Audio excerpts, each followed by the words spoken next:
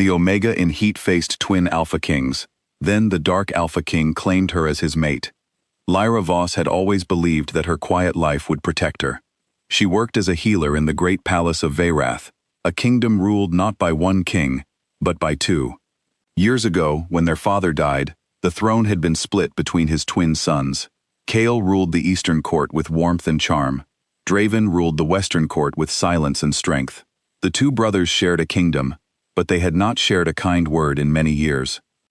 Lyra was not part of their world. She mixed herbs, healed wounds, and stayed far from the politics of the court. She had always taken her suppressants carefully, rationing them because a healer's pay was small and the medicine was costly. She told herself it was enough.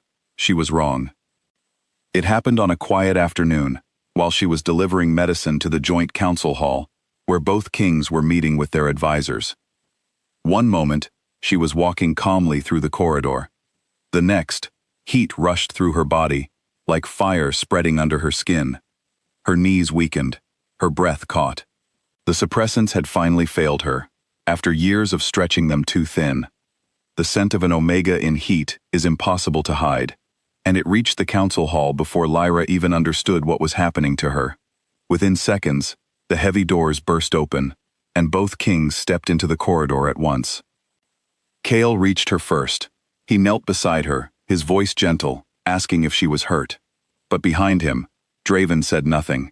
He simply stood very still, his dark eyes locked on Lyra, as though the rest of the world had disappeared. Word spread through the palace quickly. By the old laws of Veyrath, an unmated Omega caught in heat inside the royal halls had to be claimed and protected by an Alpha of the court to keep her safe until the heat passed. For the first time in 10 years, Kael and Dravin stood on the same side of an argument, neither willing to step back and let the other take her. "She comes with me," Kael said, his tone calm but firm. "I can give her safety. I can give her a name that protects her." Dravin did not raise his voice.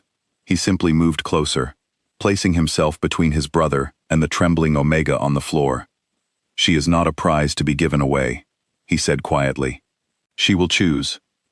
It was the first full sentence Dravin had spoken to his brother in years, and the guards in the corridor exchanged uneasy glances. The two kings, who had avoided each other for so long, were now standing shoulder to shoulder, both refusing to leave a young healer's side. Lyra was carried to the healer's wing, where she could rest away from the noisy court. Both kings followed, though neither sat near the other.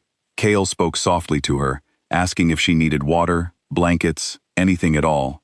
Dravin said little, but he never left the doorway, watching over her with quiet focus, as if guarding something precious. As the hours passed and her heat grew stronger, Lyra's mind became foggy, but her instincts grew sharper. She noticed something strange. When Kael spoke kindly to her, she felt calm, the way a patient feels calm around a trusted friend. But when Dravin simply stood nearby, saying nothing at all, something deeper stirred inside her, something she did not have words for. It was not fear, it was recognition. She tried to push the feeling away. Dravin was the king people whispered about in fearful tones. Stories said he had been raised to be hard, trained since childhood to never show weakness. People said his silence hid a temper too dangerous to wake. But watching him now, standing guard at her door without asking for anything in return, Lyra began to wonder if the stories had only told half the truth.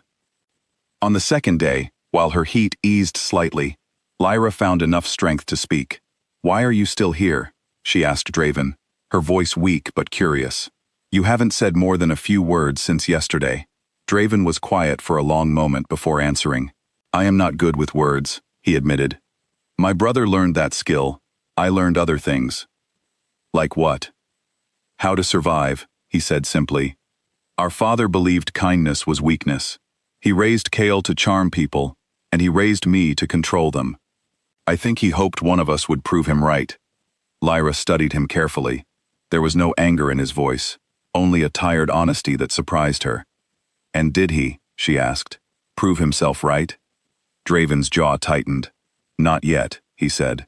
"I am trying not to let him." It was the most open he had been with anyone in years, and Lyra felt something shift between them, a quiet understanding neither of them had expected. Meanwhile, Kael visited often, bringing food, fresh water, and gentle conversation. He told her stories about the Eastern Court, about the people he ruled, about his hopes to bring the kingdom closer together one day. Lyra liked him. He was easy to talk to, easy to trust. But when she searched her heart honestly, she realized her instincts did not pull toward him the way they pulled toward his brother. With Kael, she felt safe. With Dravin, she felt seen. On the third night, while the palace slept, danger arrived in the shadows. A rival noble house, hoping to use the chaos of Lyra's heat to weaken the throne, sent hidden assassins into the western wing. Their plan was simple and cruel: harm one twin and make it look as though the other was responsible, breaking the fragile peace between the brothers forever and opening the throne to outsiders. Dravin sensed the danger before anyone else. He had spent his life learning to notice what others missed. When the attackers slipped through a hidden passage near the healer's wing, Dravin moved without hesitation, placing himself directly between the intruders and his sleeping brother, who had only just arrived to check on Lyra after a long council meeting. The fight was fast and quiet, hidden from the rest of the sleeping palace. Dravin's training, the same hard lessons that had shaped him into a feared king, became the very thing that saved his brother's life that night. When the guards finally arrived, the danger had passed, and Dravin stood breathing hard, a small but stinging mark on his arm from the struggle, while Kael stared at him in stunned silence. "You protected me," Kael said quietly, almost in disbelief. Dravin shrugged, brushing off the praise as though it embarrassed him. "You are my brother," he said. "Whatever else has come between us, that has not changed." Lyra, who had woken at the noise and watched the final moments from the doorway, felt her heart settle in a way it never had before. She had seen kindness from Kael, and she respected him deeply for it, but she had seen something different in Dravin that night, an instinct to protect even those who had hurt him, even without being asked. In the days that followed, as Lyra's heat finally faded and her mind cleared, the palace buzzed with talk of the attack and the unexpected loyalty between the twin kings. Whispers about who would claim the young healer continued, but something had changed. Kael, watching the way Lyra's eyes followed his brother, realized the truth before anyone said it aloud. He found Lyra alone in the healer's garden a week later, tending quietly to a row of herbs. "You don't have to explain anything to me," he said gently, sitting beside her. "I think I already know." Lyra hesitated. "I care for you, truly," she said. "But what I feel for your brother is different. It is not something I chose. It simply is." Kael smiled, though there was a touch of sadness in it.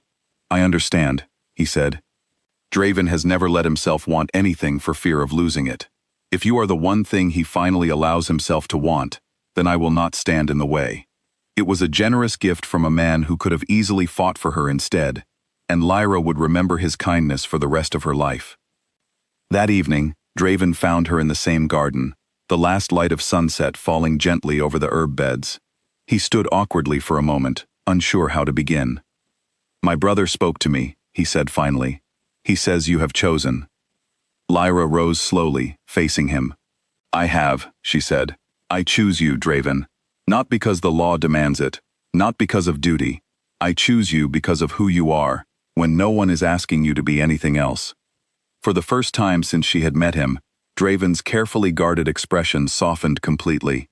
He stepped closer, his voice low and unsteady, as though the words cost him great effort. "I was taught that wanting something openly was dangerous," he admitted. "But I want this. I want you. I have wanted you since the moment I saw you in that corridor, and I have been afraid of it ever since." "You don't have to be afraid anymore," Lyra said softly.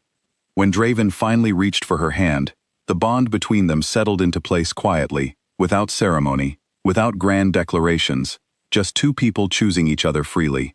The formal mating ceremony that followed weeks later was simple by royal standards, attended by only those closest to them, including Kael, who stood proudly beside his brother as a witness rather than a rival. In the months that followed, the Western court began to change. People who had once whispered fearfully about their dark king now spoke of him differently, noticing the quiet patience he showed his new queen, the way his guarded nature softened just slightly around her, the way he listened more and spoke more openly than he ever had before. Lyra continued her work as a healer, now with the full support of the throne, building small clinics across the western lands to help those who could not afford proper care, just as she once could not afford enough suppressants for herself. The rivalry between the twin kings did not vanish overnight.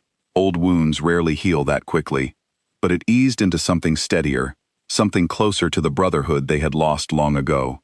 They began meeting more often, not out of obligation, but out of genuine effort, slowly rebuilding what their father's lessons had nearly destroyed. As for Lyra, she often thought back to that frightening day in the corridor, when fear and confusion had overwhelmed her, and two powerful kings had stood between her and the unknown. She had once believed that quiet healer was all she would ever be. She had never imagined becoming the one person capable of softening a kingdom's darkest king, simply by seeing him clearly, when no one else had bothered to look. In the end, it was not power or position that won her heart. It was the quiet, steady strength of a man who had spent his whole life being told that love was a weakness, choosing instead to let himself be loved. And in the western court of Veyrath, beneath skies that finally felt calmer, Lyra Voss found not a king to fear, but a partner to stand beside, and a home she had never known she was searching for.